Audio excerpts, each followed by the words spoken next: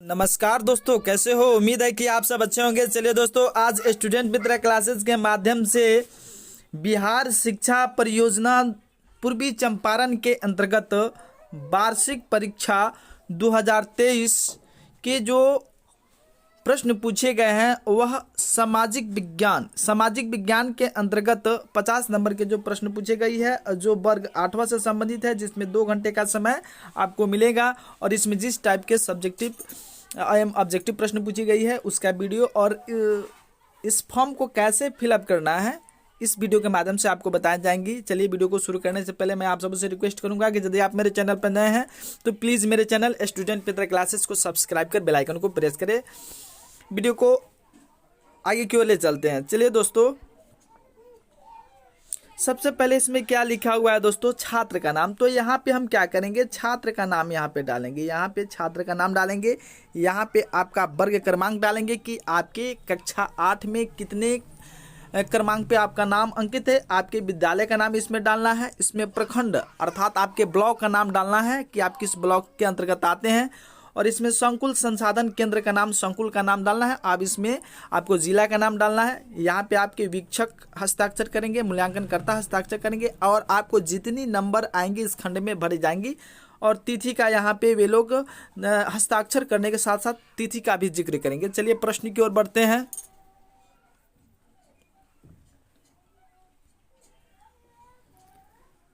सबसे पहले इसमें पूछी गई है, सही विकल्प के सामने सही का चिन्ह अंकित करें। इसमें आपको चूज करना है कि कौन सा ऑप्शन सही है। पहला प्रश्न है, सारे जहां से अच्छा हिंदुस्तान हमारा कविता की रचना किसने की है। तो इस कविता की रचना अल्लामा इकबाल ने की है, इसलिए इसका सही आंसर हो जाएगा ख नंबर ऑप्शन। ख इसका सही जवाब हो जाएगा।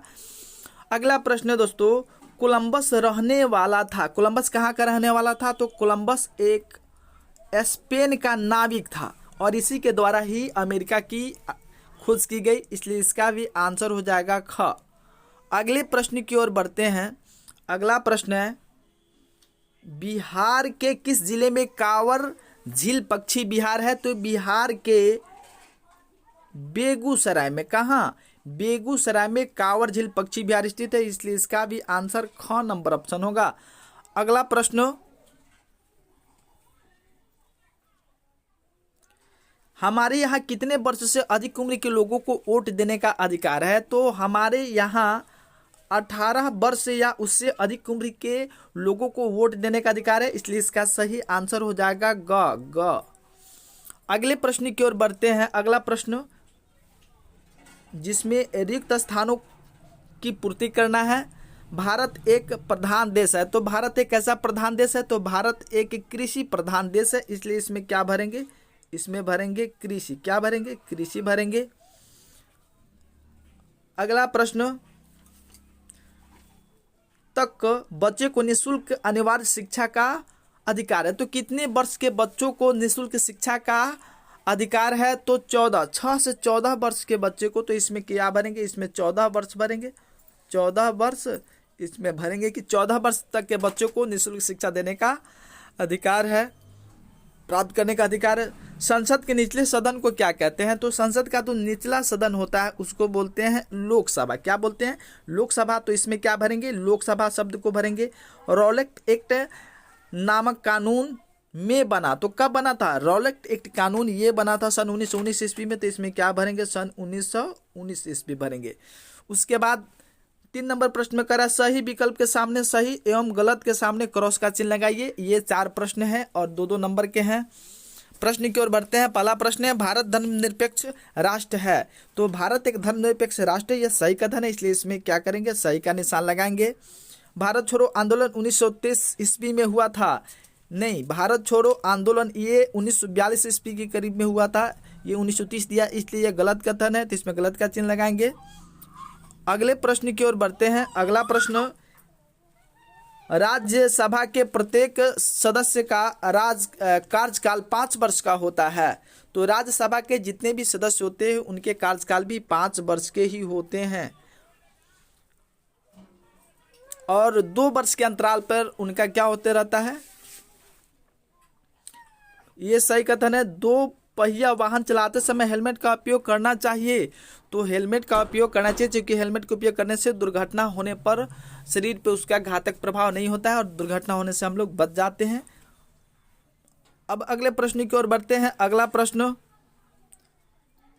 निम्न में से किन्हीं 4 प्रश्नों के उत्तर दे। कितना भी प्रश्न दिया है उससे कोई मतलब नहीं, उनमें से केवल 4 प्रश्नों को चुनकर ही आपको आंसर देनी है। जैसे पहला प्रश्न है, बिहार में नील की खेती मुख्य रूप से किस क्षेत्र में की जाती है?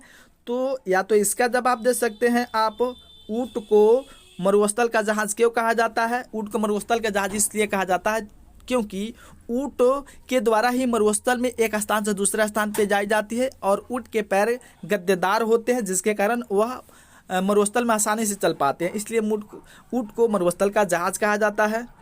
उसके बाद में अगला प्रश्न, उपलब्धता के आधार पर संसाधन कितने प्रकार के होते हैं? जैविक खाद कैसे बनते हैं? ईमेल क्या है? संसद के मुख्य कार्य कौन कौन से हैं? इन 6 प्रश्नों में से आपको 4 प्रश्नों का ही जवाब देना है। किसी 4 प्रश्न का जवाब दे सकते हैं आप। इसका दे सकते हैं, बिहार में नील की खेती मुख्य रूप से किस क्षेत्र में की जाती थी? तो चंपारण के क्षेत्र में की जाती थी। ऊँट को मरुस्थल का जहाज क्यों कहा जाता है? ये भी आसान क्वेश्चन है। उसके बाद में अगले प्रश्न की ओर बढ़ते हैं। अगला प्रश्न 5 नंबर में क्या कर रहा है? निम्न में से किसी एक प्रश्न का उत्तर दे।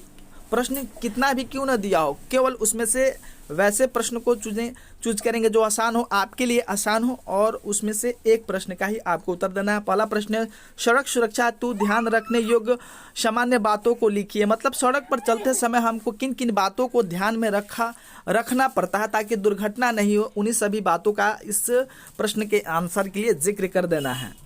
अगला प्रश्न है, सहकारी समिति के सदस्यों के कार्यों का वर्णन करना है। यह सहकारी जो समिति होती है उनके कार्यों का आपको क्या करना है, इस प्रश्न के आंसर के लिए उसका विवरण कर देना है। अंग्रेज बंगाल पर क्यों अधिकार करना चाहते थे?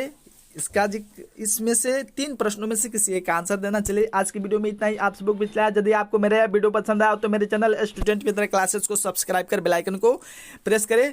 चलिए मिलते हैं आपसे अगले वीडियो में। अंत तक बने रहने के लिए thank you so very much. इसी प्रकार आपको आगामी जो भी एग्ज़ाम होने वाली होगी उसका प्रश्न पत्र आपको इस चैनल के माध्यम से उपलब्ध कराई जाएगी, और किस तरीक़ा से उसको भरेंगे, किस तरीक़ा से उसका आंसर देंगे, क्या सोचेंगे, इस वीडियो के माध्यम आगामी वीडियो के माध्यम से आपको दी जाएगी। मिलते हैं आपसे अगले वीडियो में। Thank you so watching for my video. Thank you so very much.